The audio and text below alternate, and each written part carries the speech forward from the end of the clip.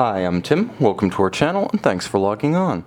Today, we're discussing the Patek Philippe World Time reference 5130R. You can see and you can purchase this discontinued rose gold automatic World Time watch on our website.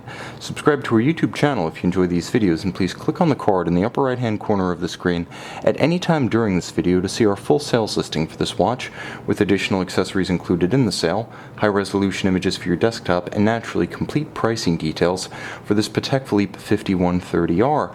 Now, of course, this watch is no longer the standard issue automatic winding World Time only complication at Patek Philippe. It was succeeded at Baselworld 2016 by the somewhat smaller reference 5230, and we're going to elaborate on the differences in a moment. But let's talk about the dimensions of the watch on my wrist. Now, it's 39.5 millimeters across the round of the case, not inclusive of the World Time adjuster at 10 o'clock or the crown and crown guards at 3 o'clock. Now, the watch is slim, only 10 millimeters thick. You can see with a generously domed bezel. It does allow a dress cuff or a tight sleeve to ramp up over its edge without becoming impeded. From lug to lug, it's a robust 49 millimeters from tip to tip across the wrist.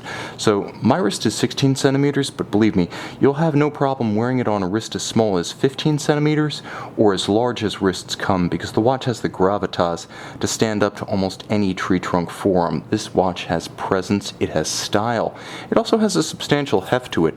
There's considerably more gold in this reference than the model that succeeded it, due to the broad flowing lugs, larger than the ones on the successor model, the heavier dome-style bezel, and the presence of full crown guards, the 5230 lacking this feature, so it's impressive in the hand. It also features a beautiful matching rose gold deployant buckle for additional security when donning or removing at bedside, and a medium brown semi-gloss alligator leather strap with folded edges and a monotone stitch.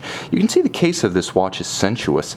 Compound curves, it has a bowl profile when viewed from the side. It also has lugs that wonderfully taper off. They have tumble home to the side, and they have downward thrust when viewed in absolute profile. The watch almost seems to be a fluid mass suspended in space, almost like metal that was flash frozen in its liquid state. It's gorgeous, and because it's under 40 millimeters, it wears colored gold well. Over 40 millimeters, colored gold can become overpowering. Here, it's probably at the apex of its impact without becoming gaudy or overwrought. Now, of course, the complication is a longtime Patek Philippe house specialty. With the original reference 96 HU, they started pioneering World Time with World Time inventor Louis Cotier in the 1930s, developing the system through the 50s with Cotier. Patek Philippe later introduced the system we see here. So right now, I'm in New York. You put your reference city out of the 24 potential primary time zones. You put it at 12 o'clock, and you can see it's just about 4 o'clock, and it's just about 4, as you can see, in the morning, because New York is above the black half of the 24-hour reference ring, which means that it is night in New York. Okay, so I'm going to go from New York to the Paris time zone, and I'm going to visit my friend Terry Stern in Geneva, which is on Paris time. This system makes operating a World Time watch easy and intuitive. By jumping my reference city to Paris, I've also adjusted the time of day. So I can see the time in Paris as well as all of the other time zones of the world just by looking at the adjacent hour next to the city. It's a travel time watch that takes the guesswork out of traveling. Supremely practical, it's also supremely romantic, with a caliber 240 HU Heure Universelle hand-finished on the back. Now, the mechanical specifications are impressive. 38 to 48 hour power reserve from a movement that is ultra thin with a micro rotor winding system. The benefit of this being that the winding system is in the same plane as the other bridges, so it doesn't cover the movement the way a central rotor does, and it also allows the movement to be thin, so the watch has a slim profile. The 22-karat winding mass is decorated, as is the rest of the bridge structure, with a linear Côte de Genève richly textured. Just below you can see a tight and even engine-turned perlage decoration. This being an older example of the watch, it features the Poinçon de Genève, the Geneva hallmark, rather than the later Patek Philippe seal. This model came out in 2006, and in mid-2009 it switched over from the older and more romantic Geneva seal to the interlocking double P. There was no change in the quality of the timepiece or the quality of the finish. It's simply a different mark on the movement. Patek Philippe has always finished to one quality standard, absolute.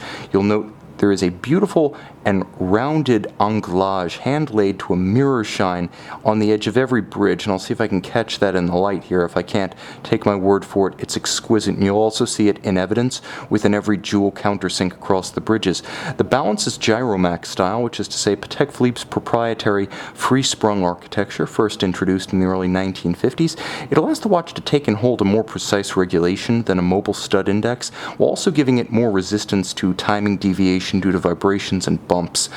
Ultimately, the watch also features a wonderful heritage inasmuch as the World Time system dates back to Patek Philippe's earliest ventures in the 1930s, and the movement you see here, the caliber 240 automatic base, is celebrating its 40th anniversary in 2017. This mass of class and history, the Patek Philippe 5130R, can be seen and purchased on our website. But to further delineate just how it's different from the watch that replaced it and why it really comes down to individual taste which one you prefer, I'm going to bring on a walk-on guest, and this is the successor reference 5230. 5230 is 1 millimeter smaller at 38.5 millimeters. You'll also note it lacks a crown guard, and its lugs are more angular and stepped, where its bezel is also conical and straight. Again, bring on the 5130, and you can see the lugs are flowing and integrated. It features a crown guard profile on its flank. It features a domed style bezel. And of course, you'll note that the hands and the guilloche pattern at center have changed, but the 5230 is smaller, harder edged, and more angular in appearance.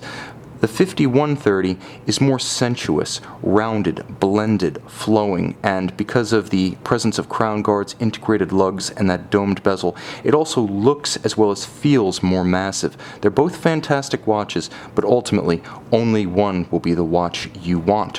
Which will it be? See them both, buy either or both on our website.